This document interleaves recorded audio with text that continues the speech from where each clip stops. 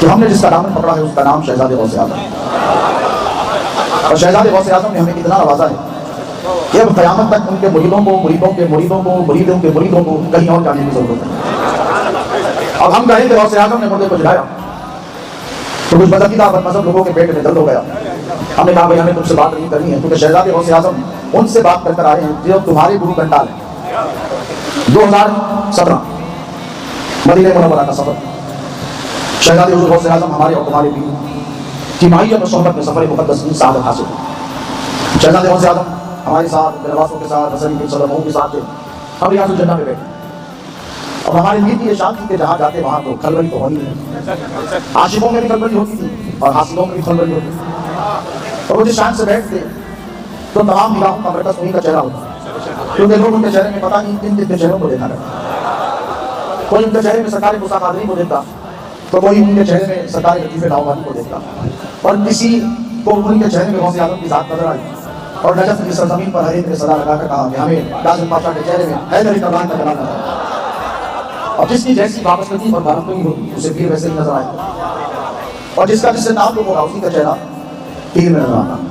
تو جب شہزاد غوث اعظم ریاض الجنہ میں تشریف فرمائے آگے جانے والے، اور وہ بھی انٹرنیشنل لیول پر، کہنے لگے کہ کاظم پاشا آپ یہاں بیٹھے ہیں، کب سے آپ کو ڈھونڈتے ہیں؟ تو حضرت نے فرمایا میں ممبر رسول پر بیٹھا ہوں اور بیان کر رہا ہوں کہ سرکار نے فرمایا کہ بھائی میں بیٹھا ہوں بچوں کے ساتھ عبادت میں مشغول ہوں، 6 یا 7 شوال کی تاریخ ہے، کہا کہ میں بیٹھا ہوں مجھے بیٹھنے دیں۔ تو کہا نہیں بہت سارے سوال ہیں اور بہت سارے اعتراضات جو آپ نے کیے ہیں ان کا بھی ازالہ ہوگا، اور آپ نے جو الزام ہم پہ لگائے ہم وہ بھی پوچھیں گے، امین بادشاہ صاحب کیسا بچوں کو یاد ہم وہ بھی پوچھیں گے۔ تو یہ تو حیدر کمران کا شعر ہے، یہ ڈرنے والا یہ ڈرنے والا، اور غوث اعظم کا علم جس کے سینے میں ہو وہ کسی اور کے سامنے دب نہیں سکتا۔ سرکار نے کہا چلو ٹھیک ہے، اور ہم ہوئے فکر مند اور ہم ہوئے خائف، اور شہزاد غوث اعظم پہلے سے لا خوف علیہم ولا هم يحزنون کی منزل پہ فائز۔ ہم گھبرا رہے ہیں، وہ مسکرا رہے ہیں، ہم ڈر رہے ہیں، وہ دلاسا رہے ہیں۔ 2.5 سے 3 گھنٹے ہو اور پتہ نہیں کیا بحث و مباحثے ہوئے، اور ہمارا یہ حال ہے کہ سلطنت ہے، مملکت ہے، مسائل ہوں گے، سرکار کے ساتھ خدا نخواستہ کوئی اونچ نیچ کا معاملہ نہ ہو جائے۔ 2.5 گھنٹے کے بعد سرکار مسکراتے ہوئے اوپر کے حصے سے مدینہ نبوی کے مسکراتے ہوئے سیڑھیوں سے اتر آ رہے ہیں، اور جو بے ادبی سے لے کر گئے تھے وہ بہادر پیچھے ہاتھ بن کر آ رہے ہیں۔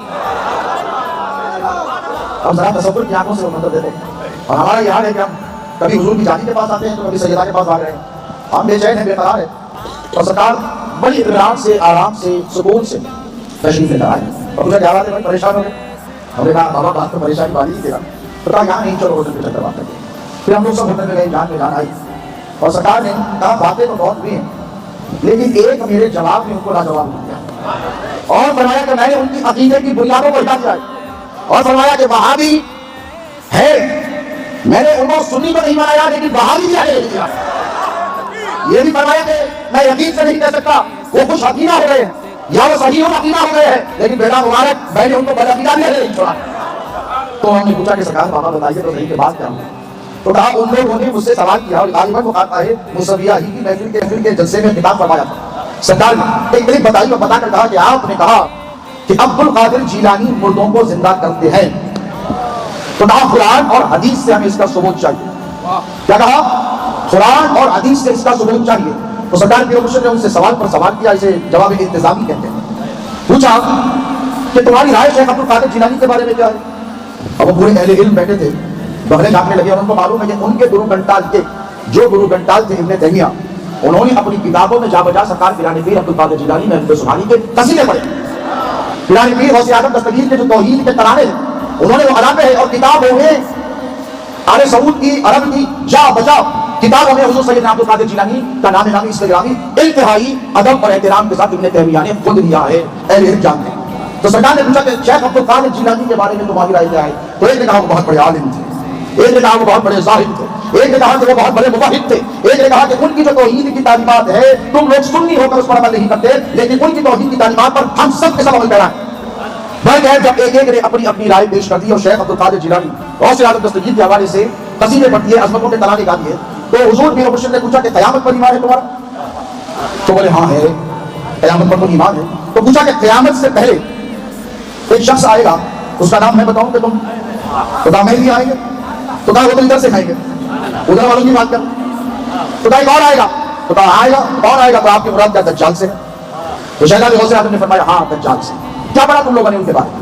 تو انہوں نے کہا کہ آپ یہ بتائیے. تو شہزادے غوث اعظم نے فرمایا میں تفصیل میں نہیں جاؤں گا. میرے آقا علیہ الصلوۃ والسلام نے فرمایا کہ دجال کو اللہ اتنا اختیار اور قوت اور پاور عطا فرمائے گا کہ جیتے جی کو زندہ آدمی کو مارے گا اور مار کر پھر اس کو زندہ کرے گا, مار کر اس کو پھر زندگی دے گا. جب یہ لوگ اس کا چمتکار دیکھیں گے تو لوگ ایمان سے ہاتھ دھو کر اس کے پیچھے چلے جائیں گے. تو شہزادے غوث اعظم نے پوچھا یہ بتاؤ کہ دجال اللہ کا دوست ہے کہ دشمن؟ تو کہا دشمن. یہ بھی بتاؤ کہ عبد القادر جیلانی اللہ کا ولی ہے کہ دشمن؟ تو کہا ولی. تو کہا بات کوئی سی جھگڑ کیوں رہا ہے؟ تو دشمن کی طاقت کو مانتا ہے, ہم دوست کی طاقت کو مانتے ہیں.